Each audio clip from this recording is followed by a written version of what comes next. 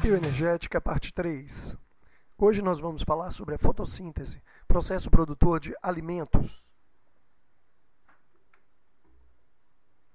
O que é a fotossíntese? Bom, conjunto de reações químicas que transformam a energia luminosa captada pela planta em energia química, armazenada normalmente nas moléculas de ATP, portanto, para a composição de moléculas orgânicas. Bom, aqui eu tenho algumas características do processo fotossintético. É um processo químico de produção de moléculas orgânicas, por exemplo, glicose, celulose, suberina, aminoácidos, vitaminas, uma série de compostos químicos considerados orgânicos são produzidos na fotossíntese. Ocorre em duas fases químicas, uma reação de claro, uma reação de escuro, que nós analisaremos daqui a pouco. Ocorre também no interior da organela chamada cloroplasto, são os plastos verdes. O processo fotossintético reduz moléculas de CO2, utilizando os hidrogênios provenientes da água, para produzir moléculas de glicose. Repare que a glicose usa carbono, oxigênio e hidrogênio. O processo de fotossíntese ainda depende diretamente da luz solar como fonte primária de energia. Vamos analisar a organela capaz de realizar o processo químico que a gente denomina fotossíntese. O cloroplasto, na maioria dos vegetais, tem a forma oval, podendo ser filamentoso ou estrelado em algumas algas marinhas. Mas nós vamos analisar aqui os cloroplastos vegetais. A estrutura tem dupla membrana, uma membrana externa lisa, de proteção, e uma membrana interna que faz dobras internas. Essas dobras são denominadas lamelas. Sobre cada lamela existem discos membranosos empilhados, os discos de clorofila, grânulos de clorofila, conhecidos também como tilacoides. No interior dos tilacoides, uma pilha de tilacoides recebe o nome de grânum. E o plural aqui, o conjunto total de grânulos, recebe o nome de grana. No interior destes grânulos, desses tilacoides, discos membranosos, encontramos moléculas de clorofila. Aqui a clorofila está representada como um ponto corado escuro, mas na verdade as clorofilas se agregam nas membranas dos tilacoides e em grupos de no mínimo 250 moléculas, e são responsáveis pela captura da luz, da energia luminosa, para transformá-la em energia química e ser utilizada pela planta. Bom, no cloroplasto entra moléculas de água, luz, cloroplasto recebe luz, recebe água do ambiente, recebe CO2 da atmosfera, reações químicas ocorrem e o alimento é produzido. A glicose representa a principal molécula orgânica produzida, ainda sobrando como resíduo a água e o oxigênio. Repare o O2, oxigênio molecular, sobra como resíduo do processo fotossintético. Então, resumindo, a fotossíntese ocorre no interior do cloroplasto. A clorofila absorve energia luminosa, juntamente com água e CO2. As reações químicas que ocorrem no interior do plasto produzem moléculas orgânicas, vários tipos de moléculas, mas o principal representante está aqui, a molécula de glicose, e sobram como resíduos o oxigênio e a água. Vamos ver as etapas deste processo. A fotossíntese ocorre em duas etapas, as chamadas reações de claro ou fase fotoquímica. Esta fase inclui 3 tipos de reações. Uma reação chamada fotofosforilação cíclica, fotofosforilação acíclica e a fotólise da água. Ao pé da letra, fotoluz, fosforilação é produção de ATP num processo cíclico fechado. Luz, produção de ATP num processo aberto, acíclico. Fotólise da água ao pé da letra significa quebra de moléculas de água, fornecendo hidrogênios para o processo fotossintético. Vamos analisar etapa por etapa mais tarde. Os produtos das reações de claro são utilizados nas reações de escuro, também denominada fase química ou reações de Blackman. Estas reações incluem o chamado ciclo das pentoses ou ciclo de Calvin, que analisaremos em breve. Para começarmos o estudo das fases da fotossíntese, é preciso chamar a atenção de uma propriedade da clorofila que é muito curiosa: a fluorescência. As moléculas de clorofila contidas nos cloroplastos, que estão contidos nas folhas das plantas, na verdade, são capazes de emitir uma luz fluorescente quando em situação especial. Vou apresentar essa situação aqui. A clorofila é retirada do interior do cloroplasto quando mergulhada em álcool etílico, etanol.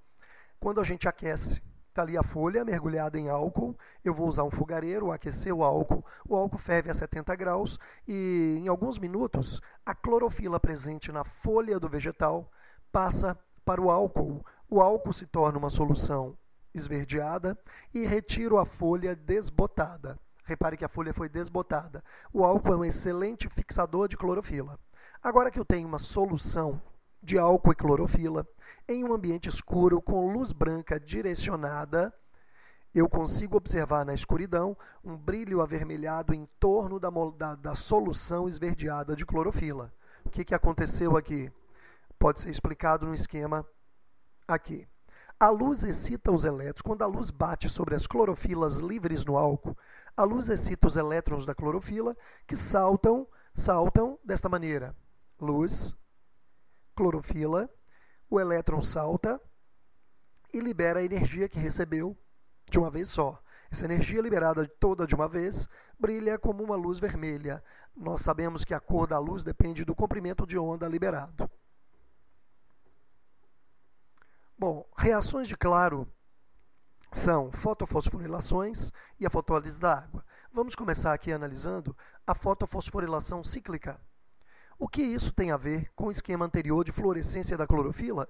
É que quando a clorofila está no interior do cloroplasto, não há fluorescência.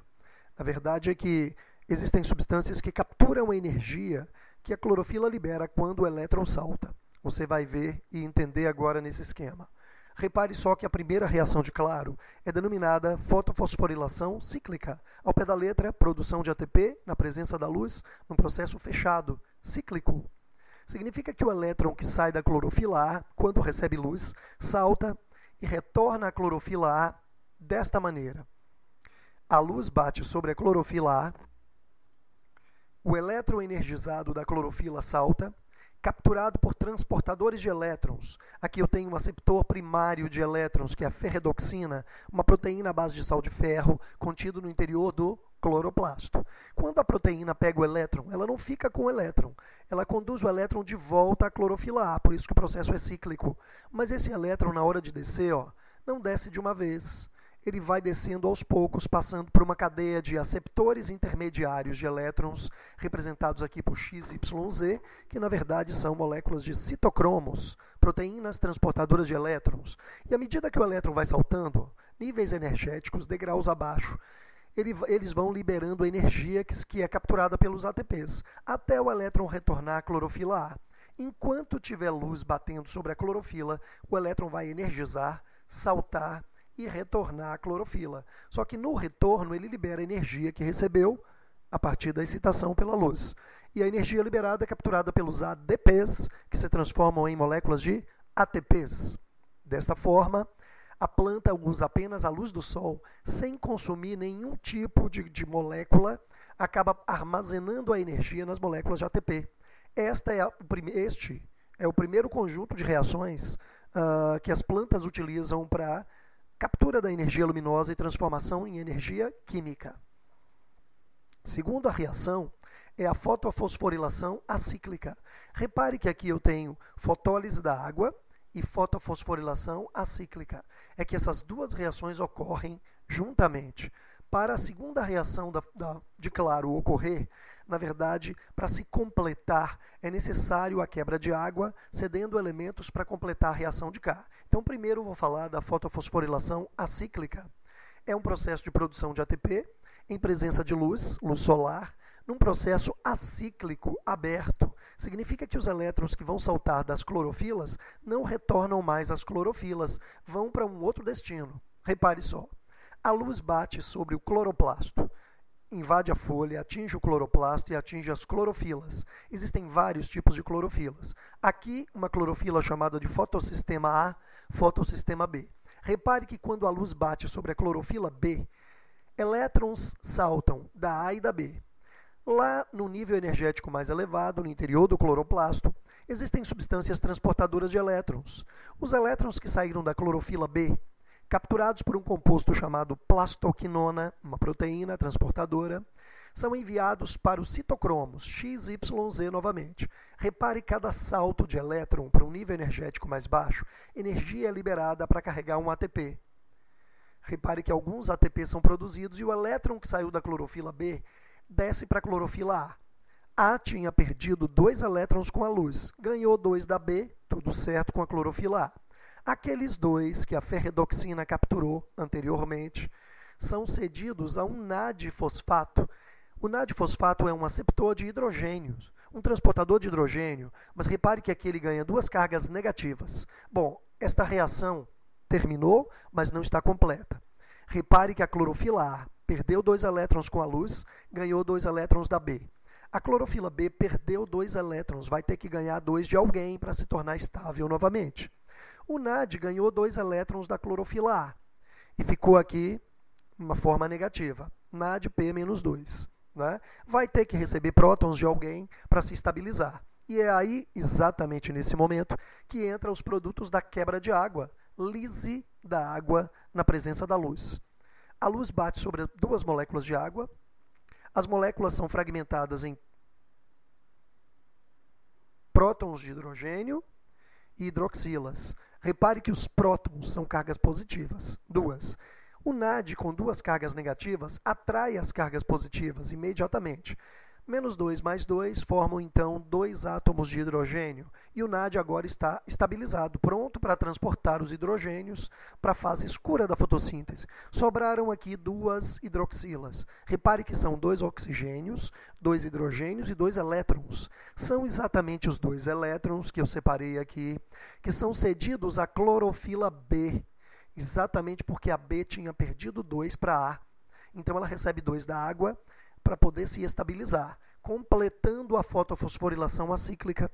Sobraram 2 OHs da molécula de água que se quebrou, das moléculas, que se juntam com outros 2 OHs de outras moléculas quebradas, formando 4 OHs. Enzimas atuam, reorganizando os átomos, e 4O, 4H se transformam em 2 moléculas de água e uma de oxigênio molecular, respirável. Vamos contar os átomos? 4 oxigênios, aqui eu tenho 2 aqui, mais 2 aqui, 4.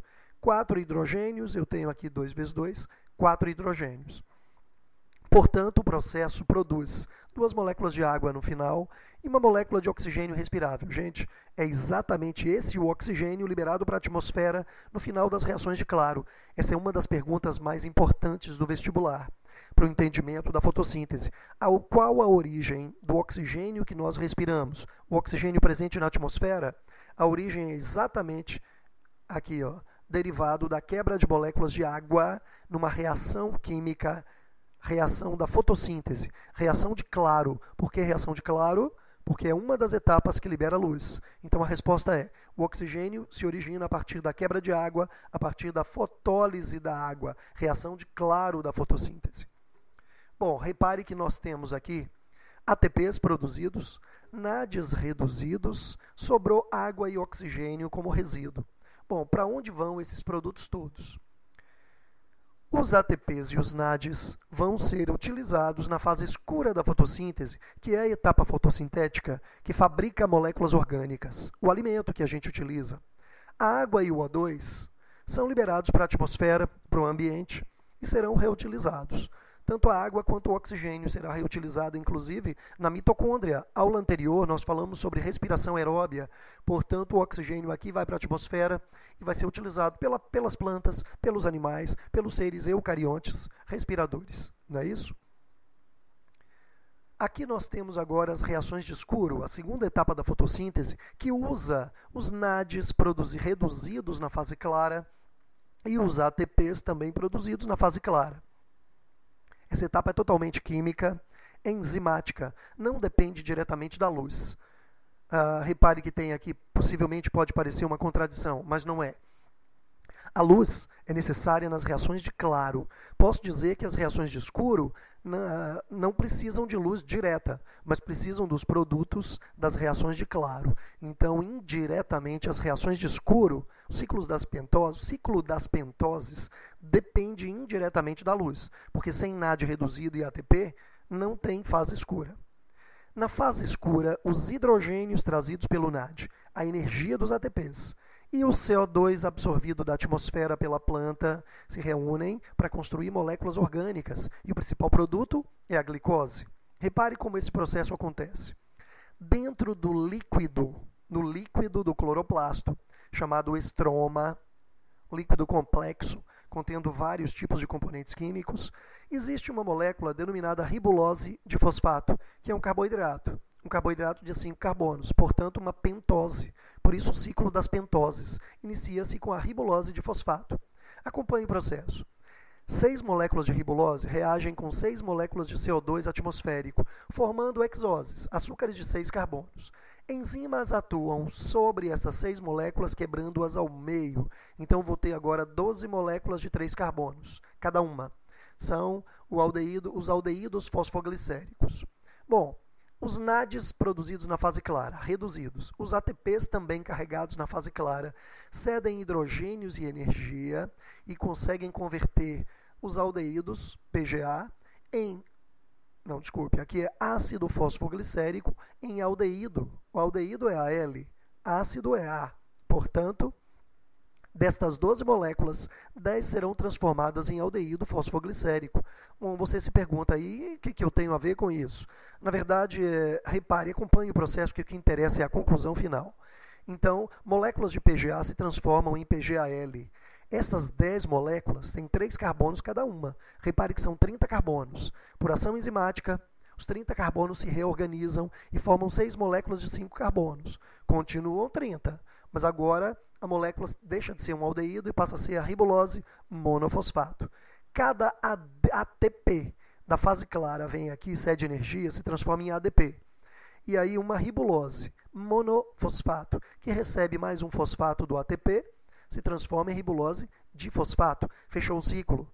Repare que o ciclo começa com este açúcar mais o CO2, o ciclo dá uma volta e este açúcar é refeito no final, ele não se desgasta. E qual é o resultado desse processo? O resultado é esse, 12 moléculas desse composto são utilizadas aqui, porém das 12, 10 são transformadas em ribulose. Observe que 12 menos 10, sobraram 2. As 2 que sobraram são utilizadas para construir moléculas de aminoácidos, ácidos graxos que vão se juntar aos álcoois, como o glicerol, para formar lipídios, moléculas de frutose, moléculas de glicose, todo tipo de carboidrato, e outros tipos de compostos químicos podem ser produzidos aqui. Repare que cada 6 de CO2 que entra neste ciclo, o ciclo dá uma volta, produz apenas uma molécula de glicose. Lembre-se que a glicose é uma hexose, C6H12O6. Então, para o ciclo produzir 1000 moléculas de glicose, ele vai ter que dar 1000 voltas. E, logicamente, que 6.000 moléculas de CO2 entrarão aqui. Lógico. Produtos deste ciclo, então, são os alimentos, aminoácidos, proteínas, ácidos graxos, álcoois, gorduras, lipídios, óleos, ceras, carboidratos diversos, especialmente a glicose. Como a planta produz glicose em grande quantidade, a glicose é estocada na forma de amido, portanto, em raízes, caules, folhas, frutos, em todas as áreas vegetais. Por isso, é muito frequente encontrarmos o amido concentrado nos vegetais. Ok? Aqui eu tenho a equação geral da fotossíntese, que resume todo o processo. Bom, 6 de CO2 mais 6 de água, na presença da clorofila que absorve a luz, gerando molécula de glicose e liberando oxigênio para a atmosfera. Gente, repare que o processo químico tem um objetivo: produzir alimento. Oxigênio é resto de reação. Este oxigênio é liberado para a atmosfera e os seres vivos respiradores o utilizam. Mas, na verdade, a fotossíntese não ocorre para produzir oxigênio, ocorre para produzir alimento. Aqui nós temos a interação das duas etapas. O que entra em cada fase e o que sai de cada fase. Repare que a fase fotoquímica, não esqueça, fóton, feixe de luz. Então absorve luz da atmosfera, absorve água do ambiente, liberando oxigênio para a atmosfera na fotólise da água, mas produz ATPs e NADs reduzidos. O NADPH2 produzido na fase clara vai para a fase escura, deixa os hidrogênios e volta oxidado. Os ATPs produzidos na fase clara vão para a fase escura, doam a energia e voltam descarregados na forma de ADPs. Além de capturar a energia, de utilizar a energia e os hidrogênios do NAD, a fase química ou fase escura da fotossíntese capta o CO2 da atmosfera, libera a água como resto de reação e executa o processo final, lógico, a produção de alimento, que é o que interessa para a planta. Este alimento é armazenado em várias formas e utilizado por todos os seres vivos da natureza, inclusive nós. Aqui nós temos alguns fatores que interferem na velocidade da fotossíntese, especialmente a luz do ambiente, a temperatura e a quantidade de CO2 na atmosfera. Vou colocar isso na forma de gráfico, então. Repare que a luz é muito importante. Sem luz não tem fotossíntese. Então, à noite, vou começar um gráfico aqui, ó, que inicia no ponto negativo. Velocidade da fotossíntese é negativa quando a luz é nenhuma, é zero. Então, pense aí numa planta meia-noite, não tem luz, não tem fotossíntese. Como é que eu meço a velocidade da fotossíntese? Pela quantidade de oxigênio liberado pela planta. É o grande detalhe. Se à noite a planta é um ser vivo e absorve oxigênio na própria respiração, ela está gastando, consumindo oxigênio. Mas a fotossíntese e reações de claro estão paradas. As reações de claro estão paradas. Não tem liberação de oxigênio. Mas a planta está viva e consome oxigênio. Por isso a gente está considerando aqui a produção fotossintética nesse eixo, a velocidade fotossintética negativa. Porque a planta, ao invés de estar produzindo, está consumindo. Mas aí a gente chega 4 horas da manhã, 4h30, 5 horas, a luz já vai aparecendo. Tem um horário do início da manhã que a fotossíntese vai acelerando, então, pela intensidade luminosa que vai aumentando, e o resultado é que a planta começa a fazer fotossíntese. Repare que a planta está respirando, está viva. O consumo de oxigênio continua, é constante. Porém, a fotossíntese vai aumentando com a intensidade luminosa. Chega um momento da manhã, representado por esse ponto, que a velocidade da fotossíntese zera. O consumo de oxigênio se iguala à produção de oxigênio. O consumo na respiração e a produção na fotossíntese se igualam. Nós chamamos isso de ponto de compensação luminosa. É a quantidade de luz necessária que faz a fotossíntese atingir uma certa velocidade, liberando a mesma quantidade de oxigênio que a planta consome na própria respiração. Só que o horário do dia vai avançando, 9 horas, 10 horas, meio-dia, entre 12 horas, 12h30 e 1 hora da tarde, ou melhor, entre 12h30 e 1 hora da tarde, o Sol atinge o pico de luminosidade. Aqui eu tenho então o ponto de saturação luminosa. A fotossíntese atingiu sua velocidade máxima. Vai ficar assim num dia aberto de céu azul, no verão, vai ficar assim 1 hora, 2 horas, 3 horas, 4 horas, a luz já começa a diminuir um pouco, 5 horas, 6, a luz diminui e vem para o lado negativo novamente pela escuridão. Então, o gráfico representa só um ciclo de noite, dia, fechou. Aqui não estou entrando no detalhe da próxima noite, porque vão fazer ciclos, né? O gráfico vai descer e vai subir. Portanto, importante, ponto de compensação é quando a quantidade de oxigênio produzida na fotossíntese se iguala à quantidade consumida na própria respiração da planta. Ponto de saturação luminosa é o horário do dia, o momento de velocidade fotossintética máxima, quando a quantidade de luz intensa acelera a fotossíntese. Só não sobe mais porque outros fatores ambientais, como a temperatura, como a quantidade de CO2, a quantidade de água e assim por diante, e outros fatores, funcionam como limitantes da fotossíntese. Então a fotossíntese tem um limite, não é? Portanto, está aí o gráfico que representa a interação da planta com a luz.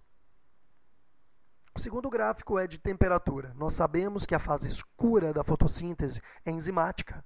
Se é enzimática, toda enzima, já discutimos isso antes, toda enzima atua com velocidade máxima numa certa temperatura ideal para a sua ação. E a temperatura ideal para as enzimas da fotossíntese atuarem na reação de escuro é exatamente está em torno de 38 e 39 graus, o ponto ideal de temperatura para que a fotossíntese atinja a velocidade máxima. Agora lembre-se que a fotossíntese normalmente nunca atinge o máximo de velocidade, porque enquanto a luz é ideal, outros fatores podem não ser. Quando a temperatura é ideal, outros fatores podem não ser. Portanto, o ponto mais veloz da fotossíntese nós chamamos aqui de ponto ótimo de reação.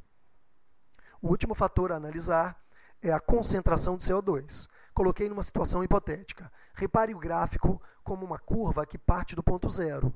Se eu não tiver, conc significa concentração de CO2, tá?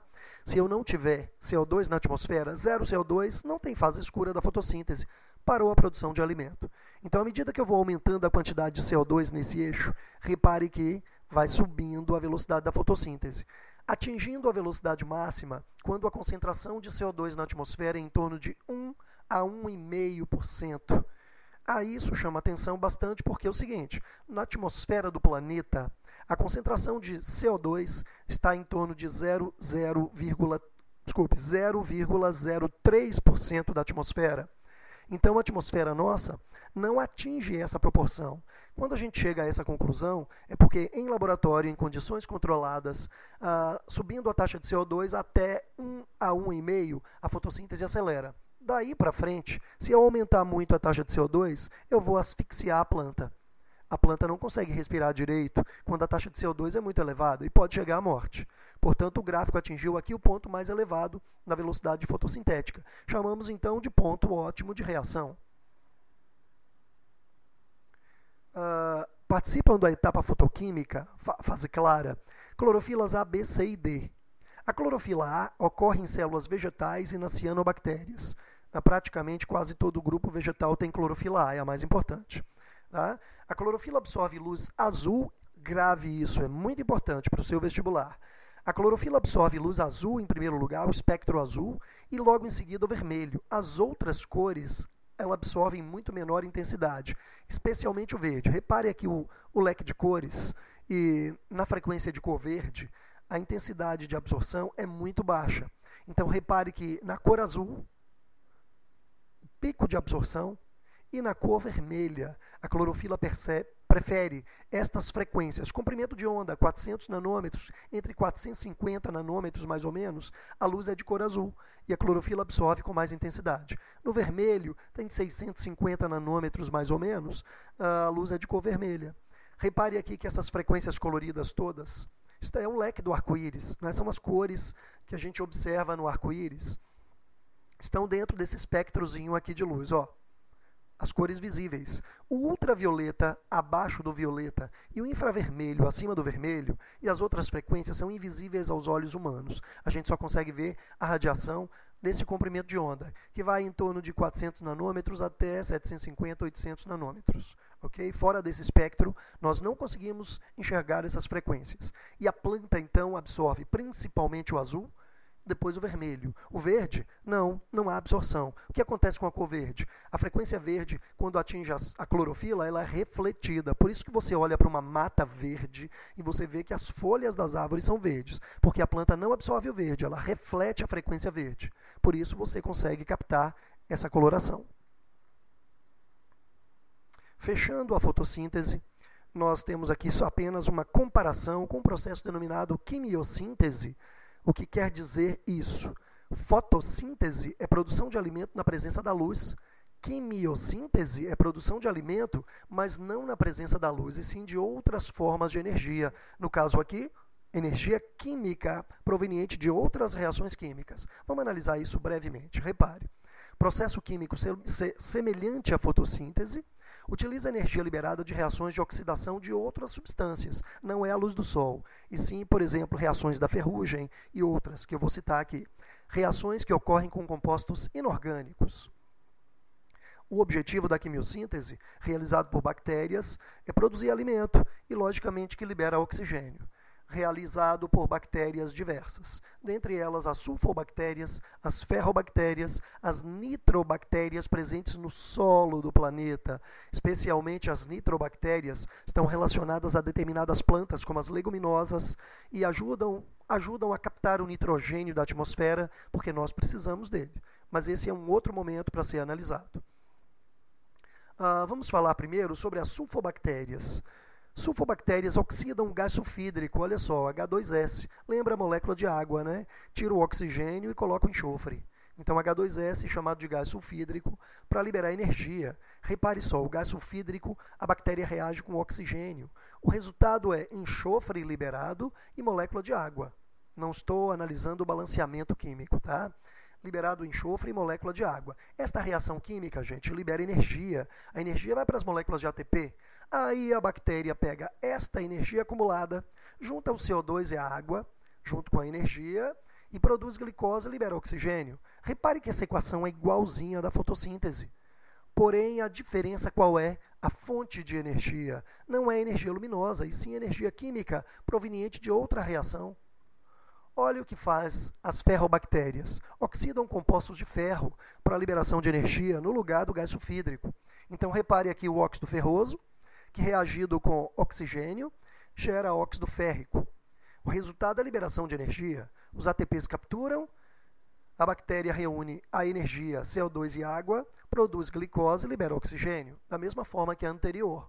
Fonte de energia, outras reações inorgânicas. Um terceiro exemplo, as nitrobactérias, bactérias presentes no solo. Nitrobactérias transformam amônia em nitritos e aproveitam a energia liberada para produzir moléculas orgânicas. Está aqui a amônia, reage com oxigênio, formando moléculas de nitrito que se espalham pelo solo mais água. O nitrito é muito tóxico, então as plantas não gostam de absorver. Mas a energia liberada é usada para reunir CO2 e água, gerando glicose, liberando oxigênio. Lembra muito a fotossíntese, mas não é foto, é químio, por causa da reação que é química, inorgânica. Aqui eu tenho outro exemplo de nitrobactéria. Os nitritos que são tóxicos são transformados em nitratos, NO3-. Portanto, repare o nitrito mais o oxigênio, bactérias fazem isso, convertendo isso em nitrato. O nitrato é absorvido pelas plantas para produzir ácidos nucleicos, aminoácidos, produtos nitrogenados. Energia liberada, novamente, juntando CO2 e água, construindo glicose e liberando oxigênio. Portanto, dessa forma, tanto a fotossíntese como a quimiossíntese são as chamadas reações endotérmicas, que absorvem a energia do ambiente e que produzem alimento. E os outros seres dependem exatamente desse tipo de alimento. Um abraço, até a próxima aula e estude sempre.